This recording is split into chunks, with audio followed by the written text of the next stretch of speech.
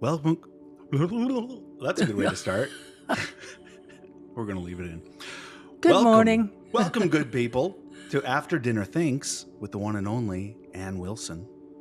My name is Chris Kane, and that is more than enough about me. Now, it's like I always say, start with the work so we can get to the play. Ann Wilson is heading out on tour later this month, gang. First show is February 28th in Las Vegas. heart-music.com.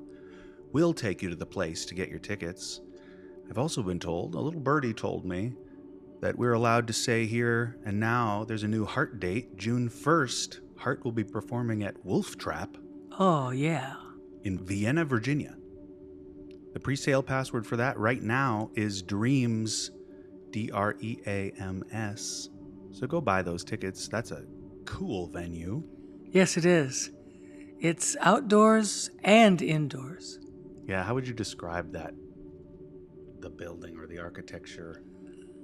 It's set in a park-like setting, and it's green all around the actual stage area. The stage is not one of those thrown-up stages. It looks like it was actually built by an architect. There's a lot of wood, old wood in the construction of the stage, and it sounds really good there. I've never played there when it was too hot. That's one of the complaints that a lot of artists have about playing outdoor venues, is that in the height of summer, when they want to book you there, it's like 100 degrees. And you can barely stay conscious when you're out there belting and being physical.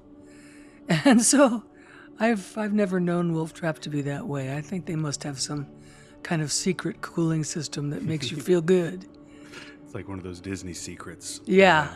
Yeah, that's cool. One of our earliest encounters was there. Dean invited me to a show when you played there with Jeff Beck. Rest his saintly soul. Yeah. Yeah. What's a memory with Jeff Beck that you have? Anything Oh, come well, to mind? Yeah, I opened up for him on one of his tours with Paul Rogers, of course. And I remember Jeff being a little bit cranky and, inward. And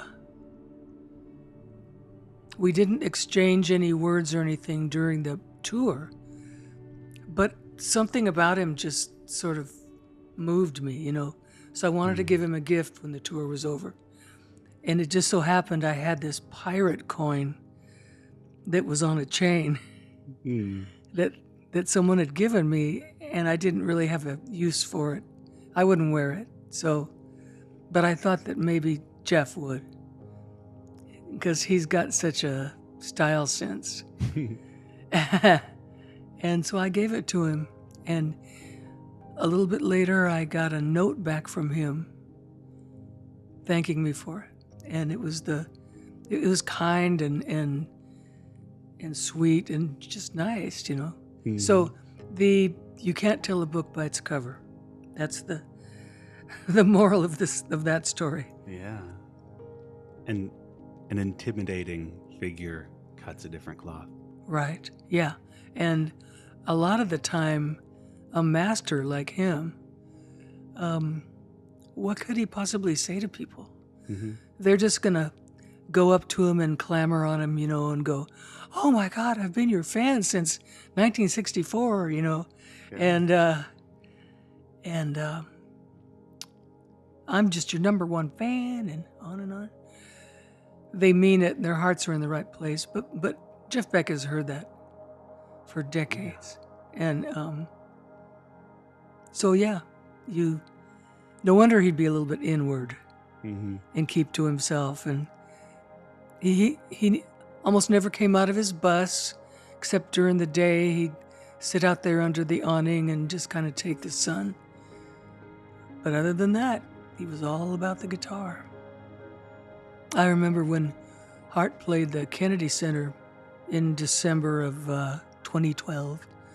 And it was the night before the actual show. And we all had just flown in from wherever, all the different people who were on the bill, and we had all gathered in the bar at the hotel in Washington. And it was just kind of like a looky-loo type of experience. Everybody was having a drink and looking about for who might be worth looking at, you know. Mm-hmm.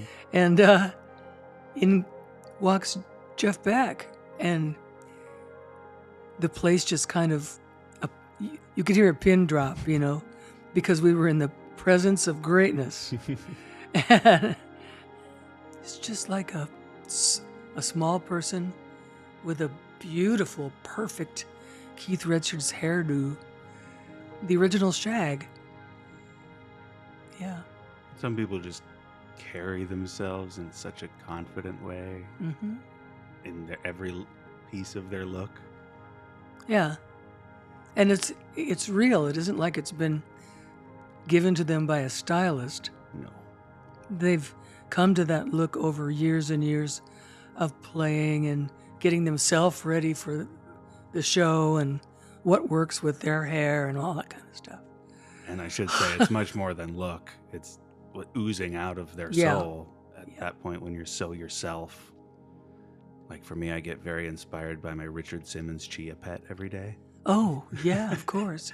You would. Just because that is a perfect representation to me of a being that is so clearly being themselves. Like just screaming themselves at you not probably without fear, but acting like they have no fear about it. And it's such a turn on to me, that energy. Well, there's something about a gay man and women together that really works. Mm-hmm. It just works really, really well. That's the case with Gene Simmons and his clientele, I think. I mean, they loved to be with him because he was funny and silly and fun and all that. Yeah. You know? Richard Simmons, not Gene Simmons. No, very different. Very different. Yeah.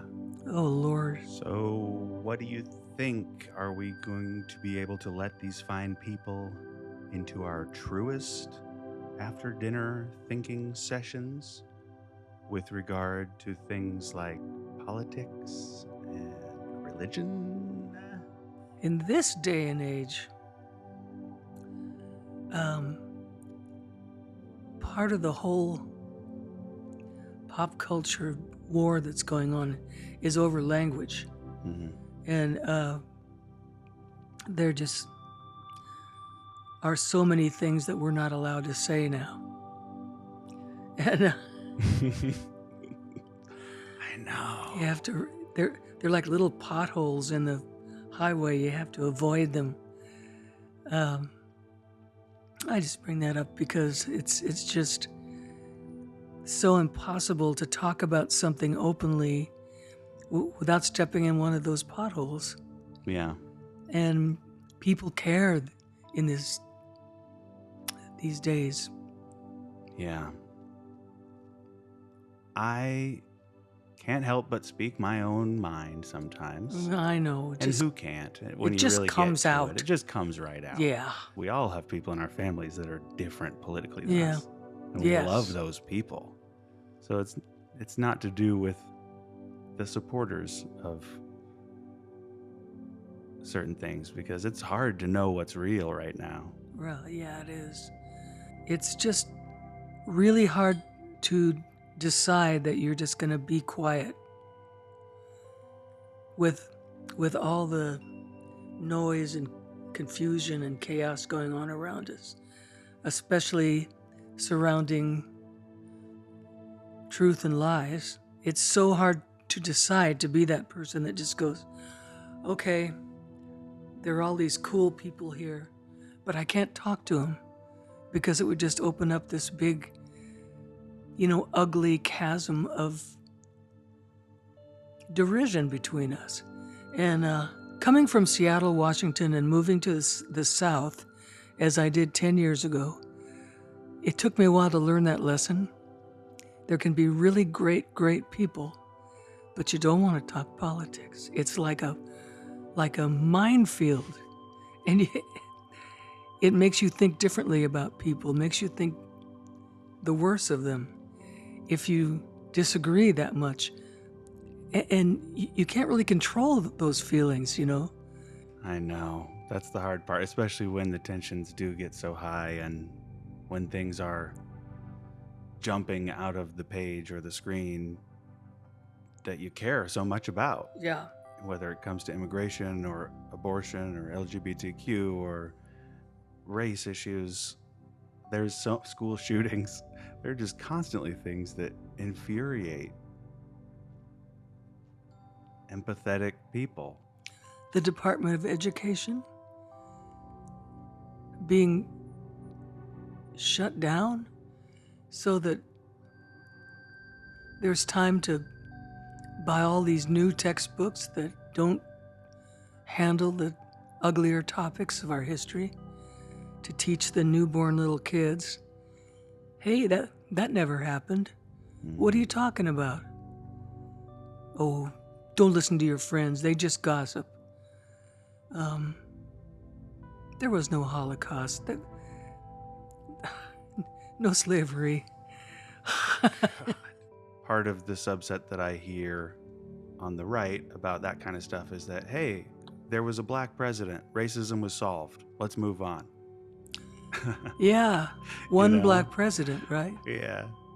And Who was a man. of course. Right, of course.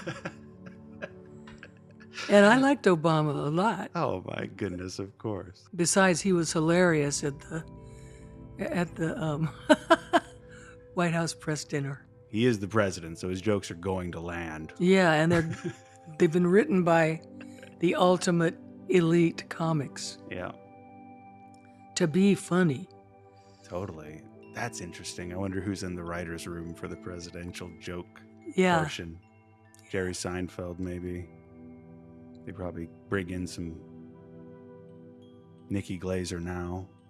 Would be great. Norm Macdonald. Yes, well, he did the White House Correspondents' Dinner when Clinton was president. Yeah, right. And Clinton, Bill and Hillary both had incredible senses of humor about it. Yeah. It just seems like a gone era right now of all the other horrible things aside, and there are there's a laundry list of horrible things. Yeah. But the fact that he's just missing that sense of humor and that ability to be self-deprecating and laugh at himself, that scares me. I know. That's really too bad. That and the absence of how we can ever respect the office of president again. When Reagan was elected, like I'm old enough to have been there when he was elected. Mm-hmm. And I was an adult. I voted. I didn't vote for Reagan, but he won. And at that time, I thought, well, this makes anything possible. You can elect a Hollywood star who, okay, yeah, he was the governor of California for a while, but you can elect a Hollywood star, an actor, to be president. So that makes anything possible for the future. And sure enough, we're still on the downward slope. And Yeah, sure enough, we ended up getting the WWF announcer. yeah, and the guy who worked at Fox,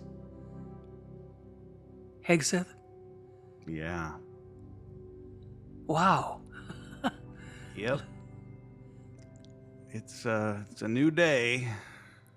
Yeah. But we all just have to talk to each other about it. Yeah. That's all. It's only going to be 4 years of your life. I guess sometimes things gotta burn to... Yeah. I'm not exactly sure how to combat the idea of your vote doesn't matter that many of my friends feel. One of the most beautiful things about democracy, I think, is that everybody pitches in. You don't just sit on your butt and like let everybody else go to the band meeting and then bitch when you don't like what they came up with. No, you have to go to the meeting Yeah. and give your opinion. So, yeah, that's a hard one for me too. Mm-hmm.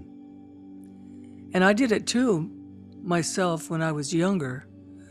It wasn't that I thought my vote didn't matter. It was that I was living in Canada. It was kind of harder, and I was just busy. I was trying to start a band, and it seemed like the whole voting political process was just a part of another world that I couldn't identify with. You know, Mm-hmm. I'm sure a lot of younger people feel that. It's just a bunch of old men lying to each other, or, you know, trying to get more sales, more clients, more votes by being this way that has been carefully worked out by strategists. And the strategists are not seemingly getting voted in or discussed at all publicly. Right? No. So yeah, that's, I think, the part where we do feel so removed from a part of the process, a huge part of the process. I have quite an obsession with Veep, as you know. Yes. Because it's one of those ways that satire gets me to learn about something that otherwise might depress me. Yeah. You know, and satire just making light of the situation, as dark as it may be, helps me to, you know, it helps the medicine go down, as they say. Yeah. Yeah, I have a little obsession with talking about strategists about James Carville. I think he's one of the more brilliant strategists on either side. I just don't know how he and Mary Madeline, who's a Republican strategist, keep their marriage together. Obviously, they don't talk about politics. Or they do, and that's why he's so good at it. Yeah.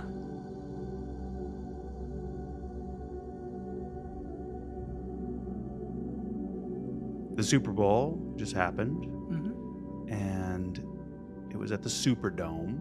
Yes. You remember being at the Superdome? Yes, I do. You do. I was only there once, but I remember at that point, Hart was doing a cover of Tell It Like It Is, and we had done our set on stage, and Aaron Neville came up on stage and sang Tell It Like It Is with me, which was really cool. Wow. Really cool. The original guy. Man, so cool. But that place scared me to death. It's the biggest place I've ever played inside. And I remember sitting in one of those little, what do you call them? The little places where you sit behind glass up in the... Oh, the box. Yeah, one of the little boxes in the Superdome. Just so far across the Superdome to the other boxes. It was just huge. And it scared me to death. And I remember being so scared to death that we, after the show, went back to the hotel, the Royal Orleans, and I just sat there and was just freaked out. Boy, that was stage fright a go-go. After the show, you were freaked out. Yeah. Still carried over. Yep. Is that rare? Yes. That seems rare. Very rare. It was pretty early on, too. Yeah. Where if you... 1981. Yes. Third annual Day of Rock and Roll Festival. What's the name of that restaurant that you love so much that we've gone to in New Orleans? Drago's. Drago's. Oh, that's in Metairie. But the original place is in Metairie, but they also have one right down by the river. I think it's in the Hilton or something. But the original over there in Metairie is just, boy, so good. When we played Jazz Fest recently, Drago's agreed to cater our buses after the show, so we had those char-broiled oysters on the bus. It's so rare. Yeah. That was magical. Yeah, okay. Let's talk a little bit about what's happening right now creatively in your life. Here we are in February of 2025. What are you feeling is going on right now for you? For me, I'm working on 2 songs right now. The Trip Sitter guys have given me a couple. They're great because they get together during the day in the studio and they just start coming up with whole ideas, start to finish, like 4.5 minutes worth of finished, arranged stuff. Just no vocals, no lyrics, no melodies. And so my thing has been taking those ideas and turning them into songs, finding a concept, and then writing a poem that will fill all those musical parts and not sound forced. It's got to be a real song. And it's good. It's good. I mean, we just seem to mesh. They give me musical ideas, and I can. Some are harder than others because they are getting more complex, more little pieces of music with lots more little parts, which makes it much harder for me as a lyricist. The latest 2 new songs, one of them is called Renaissance Kids, and the other one is called Hotfoot. I'm just still trying to just perfect those. And when I do, we'll have 2 new songs, which is great. Just really great. I just had an idea, a random idea. If I grab your notebook, would you read like a favorite line or 2 out of Renaissance Kids? Yeah, sure. It's a poem about people I've witnessed and met since I moved to Nashville, which is a center for creative people, songwriters, players, artists, and just general, searchers and thinkers. And I've met a whole bunch of them now because of you, Chris. And when Chris came to this town, he was just coming from a little weird town in Florida called Palatka, like I was. And we just felt relieved when we came into this culture of arts. And so I met a bunch of these people that were Chris's friends, and that some of them became my friends. And when so I wrote this poem called Renaissance Kids because they're all so much younger than me. I can't help it, but I look at them as young people discovering things that I discovered long ago. And that's not being judgmental or looking down my nose or anything like that, because for God's sake, I didn't figure it out. So who's going to figure it out? But creative people have a really good chance. So let's see, a line from this.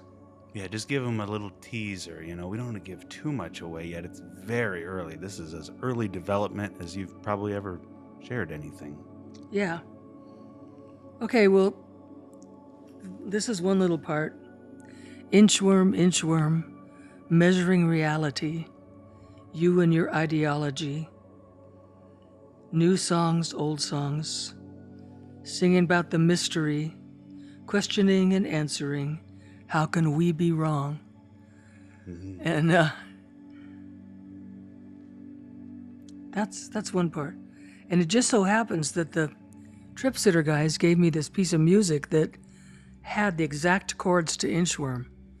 And I don't know if they realized it or not, but I couldn't not attack Inchworm. That's so fantastic. Yeah. So Renaissance kids. Fabulous. Thank And- you for sharing that. Sure, yeah. And they're very young and pure and profound. Nobody's learned yet to be fake. I think they're in the process. Those who will be fake are starting to learn, and those who will never be fake, who will remain authentic, are already there. So that's my view of these young people in Nashville. Yeah. Nashville. Yeah. Yeah. Yeah, it's changed so much from when I first started coming here, which was in the 80s with Hart. And it was strictly a country western town then. Mm-hmm. And nowadays, it's everything. Yeah. I have experienced so many different things in this city than maybe anywhere. I mean, New York obviously has many things, but they're all very New York too. Yes. But I do sense there's a renaissance happening art-wise, because when things do get quote unquote dark for the artists that are feeling the darkness politically, they feel an urge to scream about it through writing or singing, whatever I know. dance. It's almost like politics and art are somehow married. Maybe they're exes. I don't know. Or just there's some kind of a lever when politics go wild to the right like this that makes art people just go nuts. And so it's somehow related, it's like, for instance, the writing on SNL.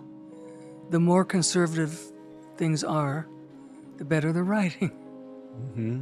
Yeah, good point. They had a great time with Reagan. They had an incredible time with Nixon at the very, very start of their whole thing. And they'll have a great time with Trump again.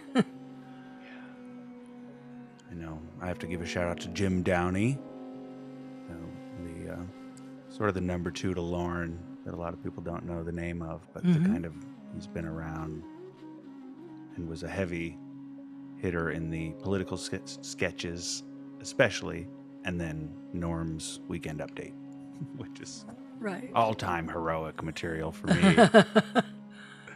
When you have, there was one quote I remember Norm saying that Lauren says, "You better cut back on the Michael Jackson material. You wouldn't want to get sued by Michael Jackson." And Norm was like, "Well, that sounds kind of cool, to be in a courtroom with Michael Jackson."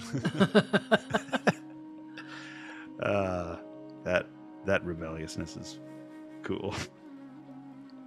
I don't know. Nothing for me can really beat the Norm Macdonald moth joke. The way he tells it. It's so funny. Talk about a marriage of the dumb and this hyper intelligent. Yeah. In his delivery of that, making it a Russian novel. And then Yeah. having the punchline be so stupid. Yeah. Yeah.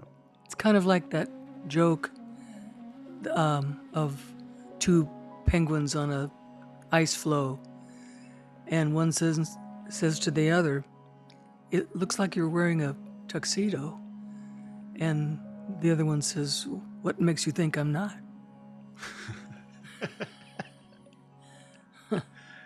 Okay, so we got the Trip Sitter stuff happening. We got the Heart Tour coming up. Mm-hmm. Where are we production-wise with the Heart Tour? I've been talking with the production designer, Carl Burnett, and Shout out to Carl, who worked on the film Wicked, as many of our listeners have seen Yes. multiple times, probably this year, as I have. he's a brilliant lighting guy. And and let's see, I've been talking with him, and we have a basic look for the stage, which is anti-huge spectacle. That's not what it's going to be. It's things like jumping out of the stage and all that. No, we're not going to do that. No. Yeah, it's going to be cool. It's going to be very artistic and different. Very interesting. And another thing about the production of the Heart Show is that we've always believed that from the minute people walk into the venue before the show, the minute they walk in and start to look for their seat, the music they hear is all designed by us. So they're being massaged from the second they enter. And then when the show is all over, the music you walk out to is all arranged by us. So it's an us experience. Yeah. Yeah. Yes, you're casting your spell. We're smudging the room. Mm-hmm. Yep. Let's talk about your magical self for a second, and things like birth charts. When was your introduction to kind of that world? When I lived in Seattle, probably during the early 90s, when when my first baby I adopted two babies at birth. And when my first one came, I had her birth chart done and mine. That's when I first heard of it and got into it. And not long after that, I started to meditate. I learned how to meditate, and I think I started that because I couldn't sleep. And I was looking for ways to help me just calm down and calm my mind down. Be still, you monkeys, just go to sleep. And then it went forward into more beliefs about energy and not so much deity, but the deities are very interesting because they're symbolic, just like all deity is, in my opinion. And so I just got further and further into that. And I remember on my wedding day with Dean, I was wearing this little Hindu amulet thing that signified the empowerment, the female energy inside of male energy. Because I wanted to honor both on that day, of course. I'm marrying a man, so yeah. Yeah. You're agreeing to accept manliness deep into your life. Meditation really helped me with that. And then, I've just kind of gone on with it, Because Buddhism, really, I wouldn't call myself a Buddhist at all, but because Buddhism is not a religion, it's a scientific lifestyle. And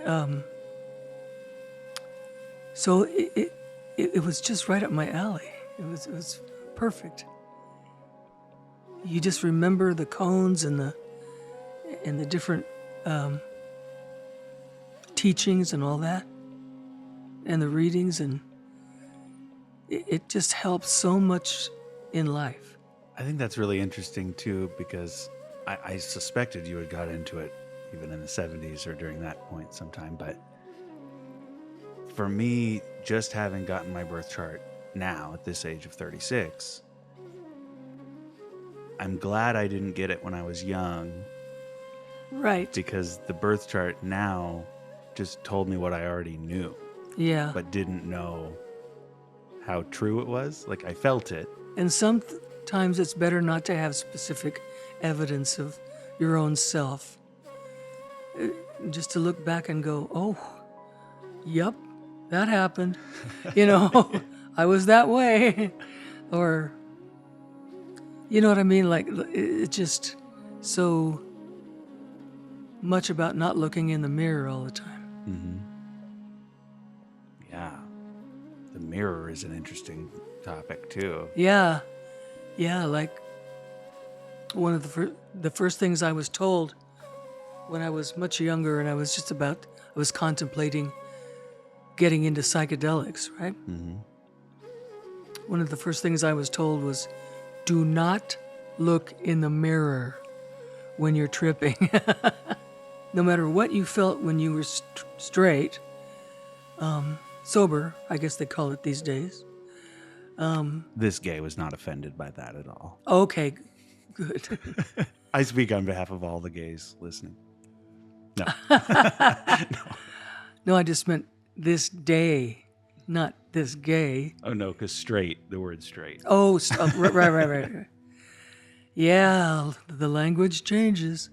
But anyway, the breakdown and smashing of the ego is the job of psychedelics.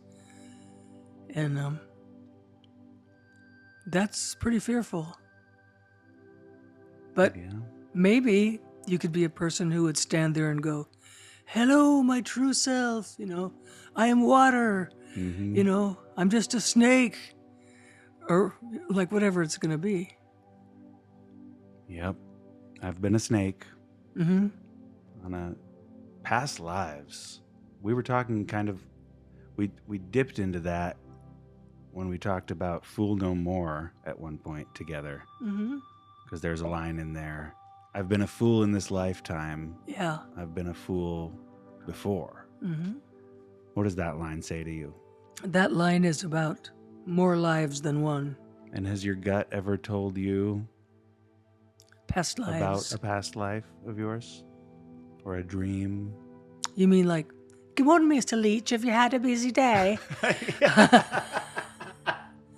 I am the tailor's face and hands. Well, that's a real oldie, folks. Paul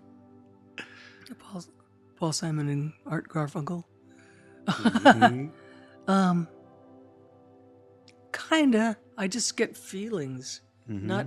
not memories or dreams or anything. Just feelings like, wow, this is sure familiar. And it's not the same as deja vu, because they say that has a lot to do with just how tired you are, and Oh, interesting. yeah, and your brain is just sort of latching on to the next thing. But who is this they? Yeah. Who is they? If you're an expert on any of this, thinks@annwilson.com. Yes. Send your message to the network. We've set up an email so we can hear from you all, and send us voice memos, and we can listen to questions or comments about what we're talking about. That could be fun. Yeah. Yeah. Let's do it. Yeah. This is going to evolve as we go. I was a little nervous going in, like the first episode we're going to post. And then I remembered I listened to so many podcasts. Guess what? The first episode is always the worst one. So it's only up from here. Yeah. Although I will give her one more shout out. Julia Louis Dreyfus is the exception to that rule. Her first episode was with Jane Fonda, and it was insane. I quote things from that podcast episode in my own life constantly. So thank you, Miss Louis Dreyfus and Miss Fonda, of course, for being. She's one of those people too that gets me in the mood to remain a Democrat Yeah. because of her ability, which is what I would love to see in all of my friends and loved ones that are Trump supporters right now. I would love to see them not just take everything your favorite candidate is saying, but also fight the things that you disagree with that candidate on. Right. And Jane Fonda was protesting the heck out of the Biden administration's oil drilling stuff.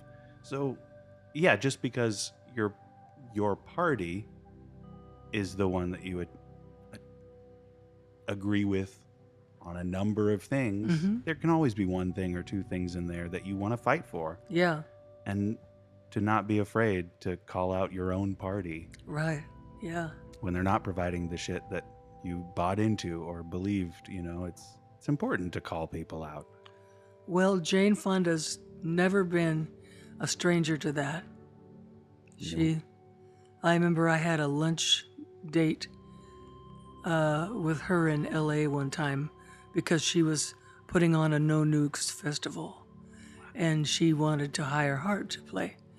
And so we met at this restaurant, and she arrived at the lunch driving a little Volkswagen Rabbit in Hollywood, where everyone is in a limo back in those days. And, everyone's got a big Ferrari or something like that. Jane shows up in a Volkswagen Rabbit. And I just thought that was so cool. That was just the coolest. Calamity Jane, you are the top of the heap, man. Yeah. I am currently very inspired and dancing kind of every morning right now to there's a song by Lady Gaga that just came out called Abracadabra, which is just the perfect magical induced lyric for a fun kickoff to my morning, but with a dark sense of twist too. There's a song that you sent me via text the other day that I got really into too because of you, that was called Messy. Young Lola. Yeah. Talk about that and what you felt listening to that and seeing that performance. I felt she's what we need right now. She's what the world needs. It's just like somebody who's just real, and she's still beautiful. Just has this great way of, as a singer, I really hear her because she says her words differently. She doesn't say or sound anything like other singers that are out there right now. There's a whole world full of these singers that all sound like Mariah Carey. And nothing against Mariah, but it's just, they all sound the same. And they all wear bathing suits on stage now. I thought that Lola was a complete, such a break and such a welcome relief from all that, She's just standing there being herself. We're going to have to put the whole record on one of these nights, just sit and listen to it because I danced to it the other day and it's so good, the whole thing. Yeah. She's an up-and-comer. And we can talk momentarily here. Being in Nashville, going out on tour, we're going to take the podcast with us. It's a very simple setup here. Just a couple microphones, a good hang that doesn't feel forced. It's just what we do. Yeah. There may be a guest here and there, time or two. We'll bring in some people. Maybe one or two of these Renaissance kids. Yeah. Whoever we can catch when we're on the road, when we're away from here, whoever we can snag. Yeah. Let's talk, just brainstorm here for a moment on some souls out there in the world that you would think would be pretty cool to have a little after dinner convo Wow. Yeah. with. Speak them into the universe. You never know what happens, you know? Yeah.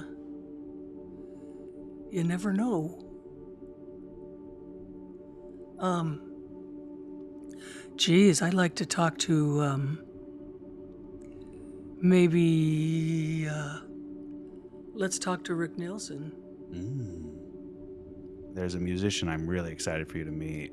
He's way more than a musician. I didn't even meet him as a musician first. I just met him as a fan of something, and just fell in love with this guy so fast. And he's kind of having his own year of no. You know, like saying no to the shit that he really doesn't want to do. Yeah. And I think that'll be a fun conversation to have. Yeah. The year of no.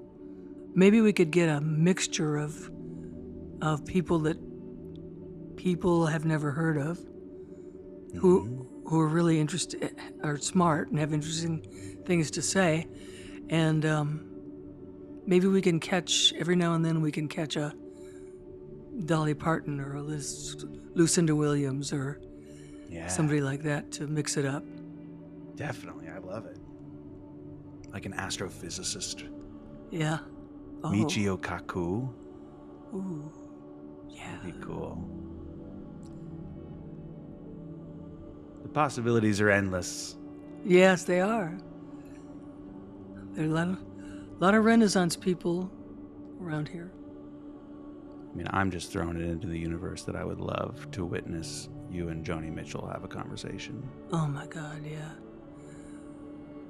I wonder if we could snag Joni when we're out in LA. We have a day off there. Oh man.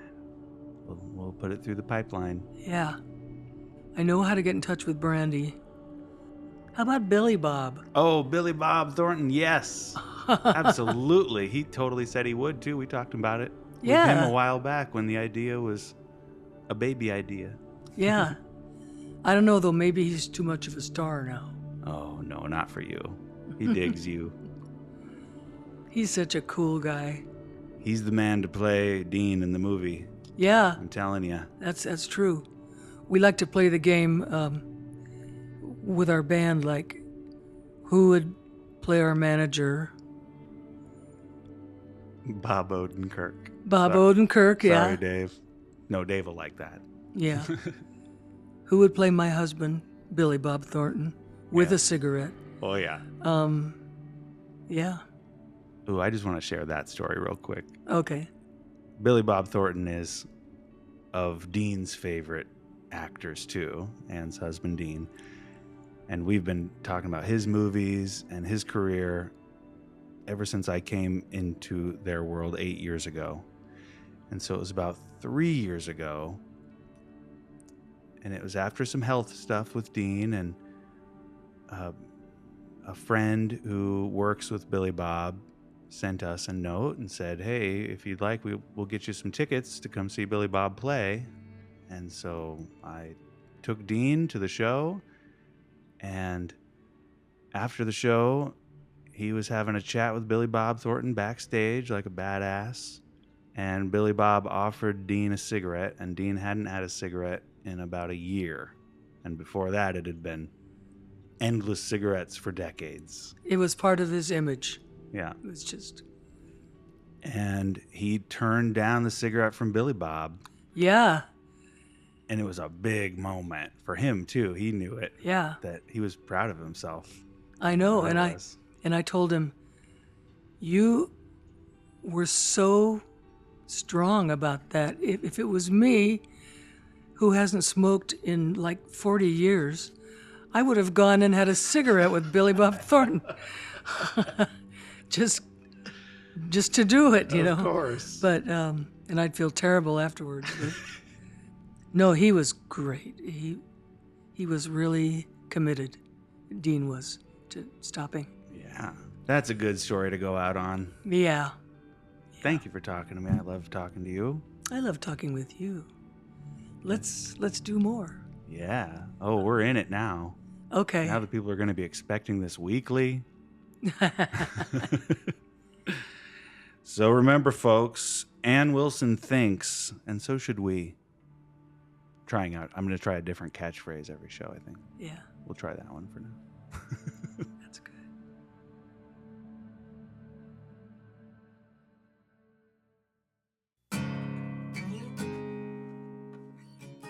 Hi.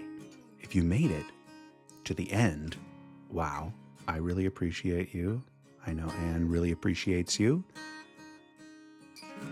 To my fellow Anne fans, because if you made it this far, you are, and I sure am, send an email to thinks@annwilson.com. I will read it. If you have ideas about how this show can be cooler, we are going to be playing some of her catalog in this show as well. To give you just a little behind-the-scenes nugget about this podcast's production, for a number of years, I love podcasts, and I really wanted Anne's voice to be on one or any. So all of a sudden, After Dinner Thinks popped into my head. It may have been right after a quality mushroom trip, and I had a list of names I've been banding around for a few years. And I texted the list to Anne. She selected this one off the list. And I almost had reservations because I was like, ooh, is that even a good name? Like, why do I start to question it when somebody else thinks it's a good idea? Even her. I'm crazy. That's why. Now, a few months back, Anne and I actually recorded a couple of episodes for a podcast that just didn't quite work, but I'm going to share some pieces from that very, very soon. Seriously, please do send us audio, like voice memos, just with your phone. Keep them under a minute, please. The only way you're going to get something played over a minute long is if it's the greatest auditory experience Anne's ever heard. So don't put yourself under that amount of pressure, please. But do send us your thoughts. Do send a message to Anne. Send interesting questions, please. For the love of God, do not send a question such as, what's it like being a woman in rock music? You'll get nothing. You'll get nothing from that level of creativity here. Okay. So, I love you. I really do. I'm excited to see all of you on the Heart Tour. Please say hi when you see me if you know what I look like. But also, don't go Googling what I look like and then stalking me. We have enough stalking going on in this world. But I am so stoked that now we will get Anne in podcast format for the foreseeable future. If you would like to be a guest via Zoom or possibly in person at some point, send us a pitch to thinks@annwilson.com. Have I said that email enough yet? Thinks@annwilson.com. There is never an E in Anne's name. Just so we're all clear.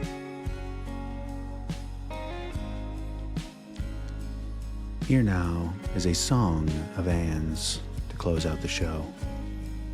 From the album Another Door by Ann Wilson and Trip Sitter. Here is Reign of Hell.